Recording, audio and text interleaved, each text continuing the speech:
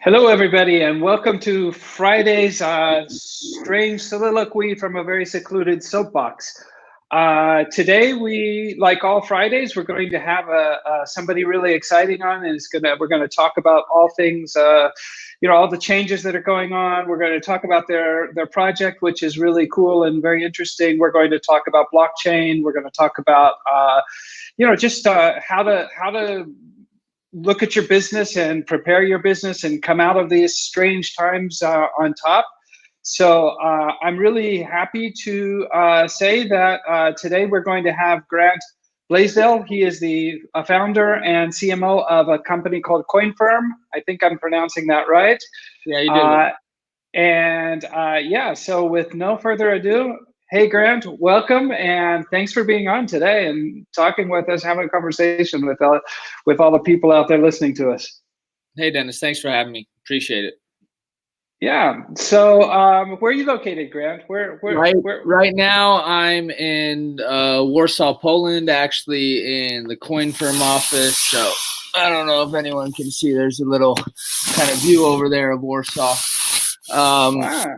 Mm-hmm. So that's where I am right now. It's where I've been for a while since beginning of kind of lockdowns. Formerly, I think Poland kind of restricted some travel stuff, maybe even before the US, but I'm not sure actually. Yeah. Okay. Well, I'm actually in Spain, so we're both in under pretty tight lockdowns. We've been under lockdown for a little over a month now, which is the cabin fever is definitely an issue. So these live streams that we do. I got the office close by, so and it's a big office, like 1,300 square meters, and I'm the only person here, so I have a lot of space, let's say. Okay, all right. We'll have to talk about is that a good business decision to have that much office space for you all by yourself? But well, we're gonna probably be changing that. One thing that all of this is kind of exposed. I think actually a lot of companies might act a little bit too radically in this direction. But one thing is definitely exposed is that, most or a lot of positions where people were in the office, they don't really need to be, that they can do it remotely successfully. But also at the same time, and there's been some, recent articles around this, is that people are relatively quickly learning that they don't really want to work from home. You're right. Yeah. There's a certain value emotionally, psychologically, spiritually, in your relationships at home, of having, your drive or your commute, and then having your place of work. And a lot of people, are actually working more hours now because, there's almost like an expectation that you can answer anytime because you're always home. So yeah, that's right. Yeah, it is. Home isn't sacred anymore, Yeah, there is something to be said. I've managed remote teams for a long time now, and there's a little bit of both. But having a, even if you're working at home, you need to have what I would call a work ritual. You have to make a difference. It can't be that you're 24 hours at work. And I think that's kind of one of the things that people have to realize as well. Okay, even if you're working at home, you need to have a space that's only for work, and you need to, if what your deal is, get up, get dressed, put on your suit and tie. If that's your deal, then you should still do that, even if you're barefoot and nobody knows, right? But there is something about try to dress, relatively nice and not get too bummy, no matter what, is going on. The thing around that is I think, having, a certain sort of habit and structure, is important for most people. Founders like myself, and my co-founders, being kind of 24/7 minded is just kind of what you have to do, especially for the first X amount of years. Anyway, Sure. So the expectations for people such as us compared to, standard employees, et cetera, is obviously should be a little bit different. Yeah, of course. Yeah, that's for sure. So Grant, I was talking last Friday. We had a friend of mine on. He's running a startup in Silicon Valley in San Francisco, and we talked a bit about that. This was going to change a bit the sort of the focal points of not long ago, to be anybody as a startup, you had to be you had to have boots on the ground in San Francisco. And I think that's one of the things that's changing, is that now we're starting to realize that where you physically are isn't that big a deal. And I think there is a little truth to that, but not as much as people may think. Silicon Valley itself is very kind of hype based. So whatever's kind of hypey as far as even, mentality or thought, is here today, gone next day. Blockchain was super hyped in Silicon Valley. They'll throw money at loads of things, and then the next year they're like, so and I'm also not convinced of that, in the sense, because the U.S. market's the U.S. market, and relationships are what matter. And, I'm a hands-on kind of creative guy. So I actually like the physical closeness, of working with someone. I don't see human nature changing long-term when it comes to that aspect. I hope it does, in the sense, because that will force Silicon Valley to apply their kind of capital and funding standards towards startups in, even in Poland, or where we're headquartered in London, whatever it may be, because Silicon Valley still does represent the highest order kind of valuations and these sort of things. So hopefully that pushes them further in that direction permanently. But I don't think that is going to change hey, well, you should have one of, the CEO, or you should have certain members of your executive teams, management teams on the ground in the markets that really make the biggest difference. So for us, that's New York, more so maybe even than Silicon Valley. Silicon Valley for the funding, but New York more for the client base. So I just really don't see that changing. And it's also cultural. Like, people live in San Francisco because it's San Francisco. People live in New York because it's New York, and everything's there, and people are going to get tired of this Zoom, stuff. And I'm a big believer that human nature is really, really radical to change. And usually you have to do great amounts of pressure and oppression to change it. True. Yeah. One of the biggest lessons I've learned as an entrepreneur over the years is that you don't try to change people. You try to get the best, get people to do what they do best. Yeah. You don't try to change them. Yeah. Too many. I see that also in kind of like startup founders and stuff. Too many people instead of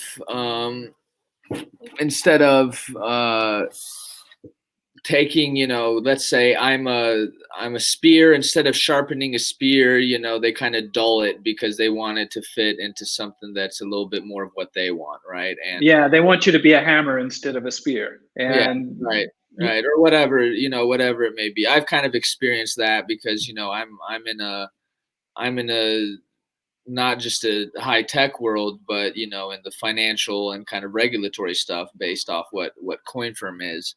And that's not my background, my personality set. I'm a little bit more kind of aggressive, artistic, creative type. And sometimes you kind of have to adjust, of course, but you're trying to change me at my core is not going to lend to better results. Definitely not. So Grant, tell us about Coinfirm. Tell us a bit. I mean, I put it up here. You're a RegTech company, right? Yeah. So let's start there. What the heck is a RegTech company? RegTech, and why? Sorry, go ahead. I keep interrupting you on that. Yeah, and why would anybody care? RegTech is short for regulatory technology. It's kind of behind the scenes things that the average person doesn't see or doesn't know. I'll get in the specifics of what we do, but the applications of regulatory framework, standards, etc., means something to operations of companies and industries, how they grow, what they're able to do, etc. Um, um, Solutions or procedures. For example, in the financial industry, in the traditional financial industry, such as anti-money laundering, is extremely ineffective and inefficient. It's about 2% effectiveness, lots of manual work, lots of labor, overhead, with not such great results as I stated. And it's a big barrier to entry for small enterprises, startups, et cetera, to kind of cover that. Have a team of compliance people to handle things like that. So why a company like us is important in this space is we're globally known as one of the leaders of analytics and AML, anti-money laundering solutions for blockchain assets and cryptocurrencies. So we're kind of flipping the script actually on what AML is overall up until this point. So like I said, 2% effectiveness, inefficient, manual. So we flip that to where it's pretty much automated, near real time, in the 90 percentiles of effectiveness, affordability, easy to use, so that not only are we just totally changing the game around how this is done, but we're opening the market up and lifting weight off of the shoulders of small, medium enterprises, startups, et cetera, increasing, market transparency, market security, and increasing competition, which is good for everybody. Except for the I don't like that, but Yeah. So here's a question for you. You say that, okay, anti-money laundering initiatives usually have a 2% effective, 2% effective. Traditional finance, yeah, it's around that. Could that not be by design? I mean, isn't that maybe that they want to look like they're doing the job and not actually do the job? Yeah, a bunch of it's a circus. And let's say the negatives or the penalties hasn't outweighed maybe some of the gains for some of these institutions. If you look at the scandals, around cartels, where they would literally have like their own box at the bank, they'll just put briefcases in. And you muddy it up in the background that, hey, we followed, we check, it's checking of the boxes, for the most part. But as me personally, I don't like authoritarianism of any kind. I have a general distrust towards federal centralized governments, or similar types of bodies, these kind of global types of bodies. But with that said, there is reason that these things do exist. And one thing I've noticed is over time, being in this space for, almost around 5 years now, is that it's kind of the market naturally evolves that way also through it's the business owners, So if like I'm a cryptocurrency exchange and let's say somebody else got hacked and those funds end up on my exchange and I process them, and then, you dig that out, I got some big problems, right? I got to answer what the hell's going on, where that went. And it becomes a big headache and could be extremely costly to the point to where, it could threaten your business overall. So, it's not just like some oppressive state sort of thing, actually. It has its reason and purposes. And, in the crypto space, especially in the beginning, lots of people kind of had an ideological bent towards it, right? Especially towards anti-procedures like that we're providing solutions for. Until they get hacked, until they get scammed. Yeah. Right? And then, they get it a little bit better if they're honest and critical thinkers. So, where we view ourselves for blockchain and the crypto space, we view ourselves as the bridge between that economy and the traditional and mass economy. And we've shown that, through working with some of the largest crypto exchanges like Binance, to working with financial institutions, to working with major protocols. So without us, the space wouldn't be able to actually grow and potentially reach its intended potential. I totally agree. I mean, the laws are there for a purpose, right? I mean, in the end, we should be as an industry, we can't ignore the fact that it's bad to rip people off. It's bad to scam people. The protections are, the legal framework is designed. It doesn't always work like it should, but it's designed to protect people. And like you said, it's bad for business if you're participating even unwittingly in some of these deals. It can come back and bite you. So I think maybe tell us a little bit more about how Coinfirm works and how it actually attacks that problem. Yeah, so if you kind of inherently understand blockchain, especially public ones, or even the private ones, like we built an AML layer for MUFG Bank's MUFG coin. It's on Hyperledger. So that's like a private enterprise blockchain. But other than Monero, pretty much, if you understand blockchain, you understand how to apply like our proprietary analytics, risk flagging scenarios. Like I said, you can not just change how AML is done, but you provide just a whole different sphere of transparency to the market and truth to the market, right? One of the biggest criticisms of everything in the financial market is it's not transparent at all whatsoever. You have no idea what's going on in the back. It's loads of these separate databases that they can go in and edit and change things around. Right. Yep. So when it comes to us, we provide an A to Z solution in that through the Coinfirm AML platform. So, the normal activity that's used on ours or like the main start point are AML risk reports. So let's say you're an exchange and you have a transaction coming in. That's coming in from some sort of address. You ping our API. That's digging into our database, which from what we know is the largest structured blockchain database in the world because we have the largest coverage on the market. We push that through around 300 proprietary algorithms, 300 risk scenarios. So in about 5 seconds on average, you come back with a full AML risk report. What's in that? So first thing you'll see is we have, for example, most wallets owned by most exchanges identified through various processes. So if we do have something identified, we will name it there, not an individual, right? This is where this separation has to be. So it would be a website, it would be a company. If we see it's related to a hack, we could still have an unidentified profile, but it would say, it's related to, Binance hack, right? After that, you would have our C-score, which is our 0 to 99 risk rating. Obviously, higher the number, higher the risk. Once you get around 66 and above, that's deemed as high risk. And underneath that, you have loads of these, kind of financial analytics, et cetera. But the main thing is those risk indicators that I mentioned, those 300 risk indicators. So you can see exactly what this entity has done, is tied to, been exposed to, et cetera, that contributes to that C-score. On the basis of that, majority of the time, an entity will make a decision, right?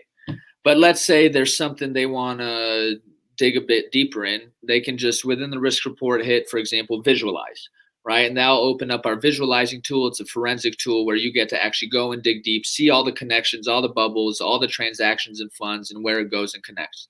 So you can see, 2 weeks ago, a piece came out in CoinDesk, where it shows off kind of how our visualizer, because we traced some scams that were pretty much people were stealing kind of the identity of CoinDesk journalists to solicit funds, saying that we'll write about you in CoinDesk, right? So we followed that. Some of it ended up on some known kind of exchange type entities in crypto. Right. Also, we have around there, we have our monitoring panel. So instead of them having to, ping the API when a transaction happens, they can just, for example, put in their hot wallet. So that's constantly tracking what's going in and out of it. And if something comes up, for example, that is worth, it has a higher risk or something like that, they get notifications, then they can go in and generate that risk report and then go to the visualizer, right? And then we also have a case management thing with it, so they can put it all into a case. So later on, the compliance officer can, report it as a suspicious activity report, right? A SAR, do what they need to do around that. We also have a search thing in it, so you can search addresses and see what it's tied to, what's the risk of it. We also have an initiative called Reclaim Crypto. We did that with Kroll and Duff and Phelps as partners, to where it's like the first public end-to-end reclaim solution for stolen, hacked, scammed crypto. So we're working on some of the biggest cases in crypto history around that.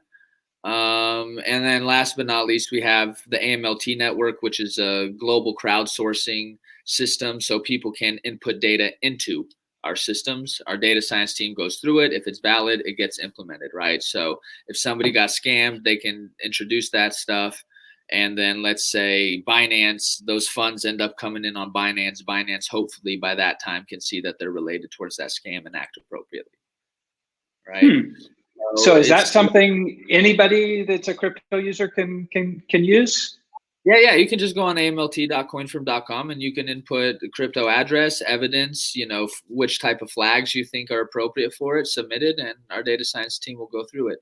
We have things called network members, which are usually like exchanges or data providers in the space that they get rewards for it. They join the network and they get rewarded for it. So we incentivize, let's say, good behavior and transparency and safety in the market. Okay. Is it okay? I have a question for you. Is what happens behind the once the funds get to an exchange, is that completely opaque, or is there information as well? Because that's always the question. Somebody scams you, hard. They send the money direct. Yeah, that's why it's very important for exchanges to have these sort of things in place, right? Because once we're really the holy grail, and what we're actually best at in comparison to our competition is our cross-chain kind of capabilities. But there are certain things, it's never going to be a perfect sport, right? And there are certain things, like once it hits into an exchange and let's say they liquidated to fiat out the other end, you have to get, and these exchanges, most of them are not like, oh, sure, you said this happened, so let's open it up. And no, they'll make you go and get court orders to do it, right? So that's why something like Reclaim Crypto is really important, because, we provide, the trail, identify where it went, where it last was, and then Kroll, Duff and Phelps, those guys who are, generally some of the best in the world at this, go in and they do the proper things to open it up and pull it out. Okay, but that's something for really big cases, right? I mean, somebody who's just a normal crypto user doesn't have any way to protect themselves like this, right? I mean, most people who have been a victim of these things, it's part of a bigger system, right? So recently you had a fake Chrome plugin of Ledger Live that stole like 1.4 million XRP out of users and different types of crypto. The more people we have and the larger the case is, and we can do like a action almost type of thing out of it, the more likely we are to pursue it and succeed in doing so. But if it's like, we can only see that, hey, really, it's just some one little individual scammer guy who's doing his stupid little thing and he's pulled in $2,000, and there is no connection to anything bigger, then yeah, that's probably not something we're going to pursue. Right. That's interesting though, that it would, I would think there's a, when you're in this world, one of the things that always pops, it's always back in the back of your head, right? At any time you're going to pay somebody for a service or something, you're always thinking, is this legit? Is the, is you can do all the due diligence you want. You talk to them in a real, you learn to protect yourself as best you can. But that once you hit send transaction, you're taking a leap of faith, right? Yeah. I'm just wondering if you guys have ever thought of having some sort of a reputations thing where normal, transactions, you could, somebody could go and say, hey, I'm going to send some money to this address. Is that a good idea? Well, it's not that black and white. One of our long-term goals is what we call the democratization of AML. Right? So that, almost anybody can use it. So we're working on some things that are like, an average person, can do a micro kind of transaction with us and, get a risk rating for an address that they want to send to. That's what, someone can do that now. Actually, you can go on coinfirm.com and you can buy a package of reports, and you don't have to, do any sort of SaaS sort of monthly thing. You just buy a package of reports, and anytime you want to do that, you can do that. So technically, we're already doing it. It's just not like our main focus because that's not like the main business incentive yet. Okay, so one of the things that I've been talking on these live streams about is that after all this pandemic is over, things are not going back to how they were before.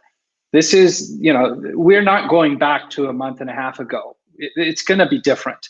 And there's going to be new rules, and there's going to be new, just people are changing. I mean, it's changing everything. And, part of that is. What do you think is going to change long term? Let me throw that back at you. Well, I mean, people's attitudes about public interaction are changing. People cross the street because they don't want to, be too close to it. I think that we're going to be seeing that kind of stuff for at least a couple of years. I don't think that's going to go away fast. Travel is going to be affected for quite a while. People are going to start considering, is it worth it for me to catch an airplane and go meet with this person in person, or do I just do it virtually? There are a lot of things that are industries that are going to be very affected by just changing attitudes, and we're seeing kind of that our structures are more fragile than we thought they were. Yeah. And I like to think though that we can also make things come out better. It doesn't necessarily all have to be negative. Maybe we could learn some lessons and make some things better. And for one of the things I think that blockchain could do really well is putting in a structure for imagine having government budgets on a blockchain where those transactions could be visible, and every time. About the banks and the AML being ineffective. Yeah. Flip that now towards what you just asked. Just like China's coming out with, their coin. That's not going to be a public thing that anybody, that they can look in the ledger. That's going to be a private thing that the Chinese Communist Party dictates and edits and manipulates left and right.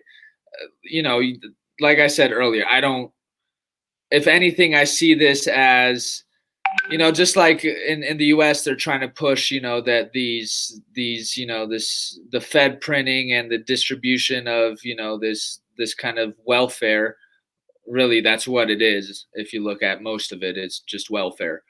That's going to be on blockchain or whatever. Like, to be honest, I think that's still quite a bit of a pipe dream. Actually, I think the biggest changes of permanence you're going to see is that the governments are going to, and already have in cooperation with a lot of the tech companies, is that they're almost going to they're going to Patriot Act us without even going through the formalities of the Patriot Act. So they're already, because of this, they have. For example, we have GDPR in Europe, right? Mm-hmm. You know what I'm talking about? Yeah. Europe? Yeah. So there's a little clause there that if it deals with public safety, they can jump over that. Yeah. So, any if governments and its history, if it's, for your safety, then that's one of the first or the main things or arguments they make for pretty much taking your rights. And the only country really at the end of the day that has a period strict thing on individual rights across the board that isn't up to kind of whatever the situation is the United States, even though we do break that a lot. That's the only country that really has that like constitutionally protected in a serious manner. Europe is a little bit more collective, and Asia is totally collective, right? That's why China is the way it is. It's not. I had this argument with somebody the other day, and they're like, you can only blame the CCP. I'm like, I don't know. I think there's something culturally inherent there that is like that. It's a collective culture. An individual's life and their rights is not more important than the supposed defined good of society according to the government. True. Yeah, there's definitely a cultural aspect to it. There's no doubt about that. But I think that, tools like yours, when applied to that kind of a situation, would be immensely, would be really. I'd love that to be the case. I'm just a fan of kind of history and culture and human nature and psychology. And it's not in the government's interests to do that. True. Yeah, it's politically not very healthy for them to try. And it's not even politically healthy for a politician to ever admit they're wrong, right? If you admit you're wrong as a politician, like, you might just torpedo your own career. So let alone give the public most. And also that's the interesting thing is like, okay, like high up Western governments are, there's corruption and there's, you're never going to eliminate that totally, right? But majority of the world's governments are just absolute, just messes when it comes to how government funds are brought in and then distributed, right? You got guys who are billionaires and all they've done is sat in government, right? Yeah. So I don't think that's gonna happen anytime soon. But maybe, a few more things like this. Yeah, I just don't see it happening without, bloodshed, to be honest. But that's a whole different sort of discussion. Well, yeah, let's leave that. I know you're up on a hard deadline as well, Grant. Anything that you want to mention before we start wrapping up here?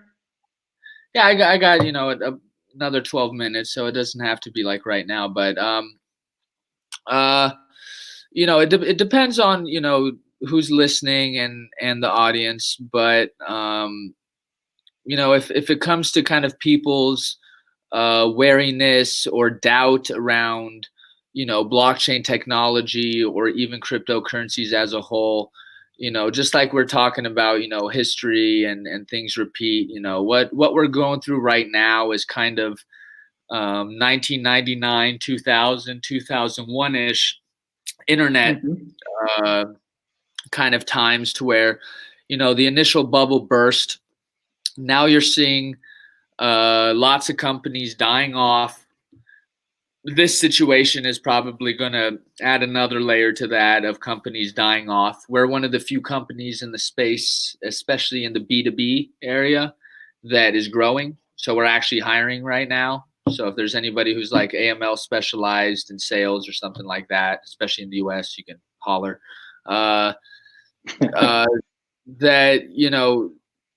That the progress this technology and the industry around it has already made in 10 years is actually extremely fast and serious. It's not something to take lightly, but it's also not a silver bullet, and it's not for everyone. So 2 weeks ago we successfully integrated our other solution. It's a blockchain-based data provenance chain of custody solution for files, documents, data into the largest direct market insurance company here in Poland.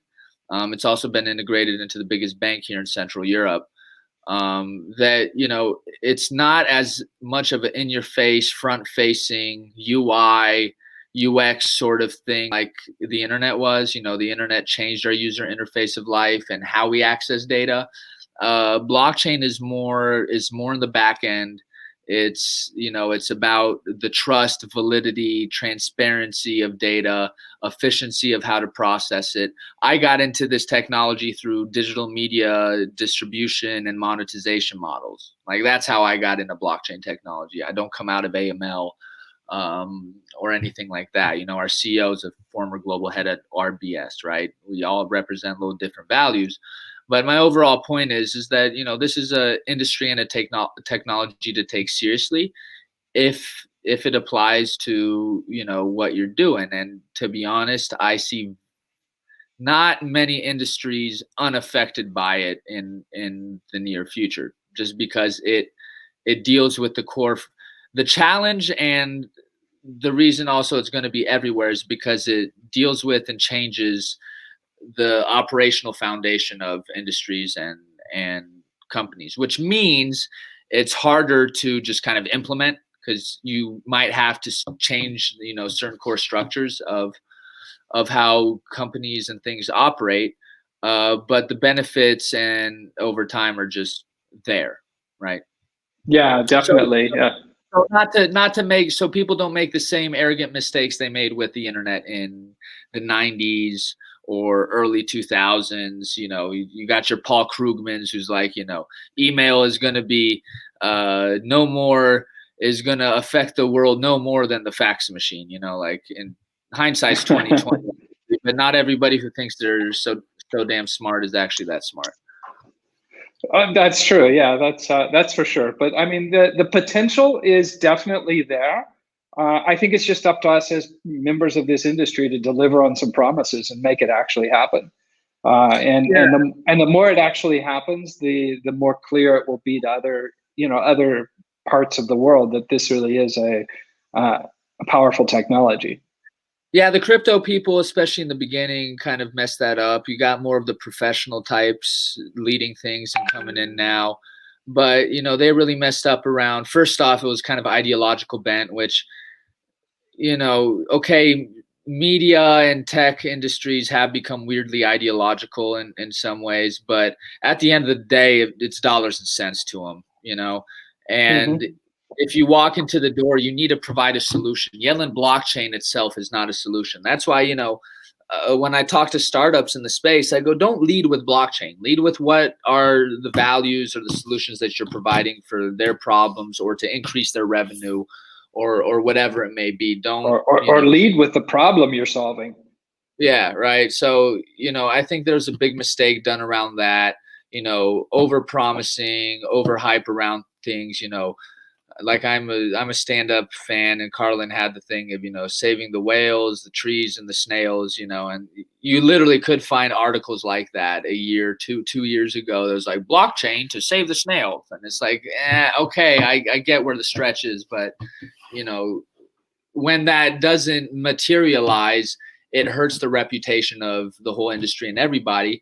And that's one reason why Silicon Valley one year was dumping everything into it. And then, I go there a year later, and the VCs would literally like, we invest into everything but blockchain. So, it's, things go in cycles, but we have to make sure that there's professionals who are not just communicating properly, but executing it properly. I totally agree. Well, Grant, thanks a whole lot for being on. I think it's been a fun conversation. I appreciate you taking the time. And yeah. Let me know. I'll send you the link, and be sure to like and share. Appreciate it. I will. See you, everybody. All right. Bye-bye, everyone. Thanks a lot. Thank you.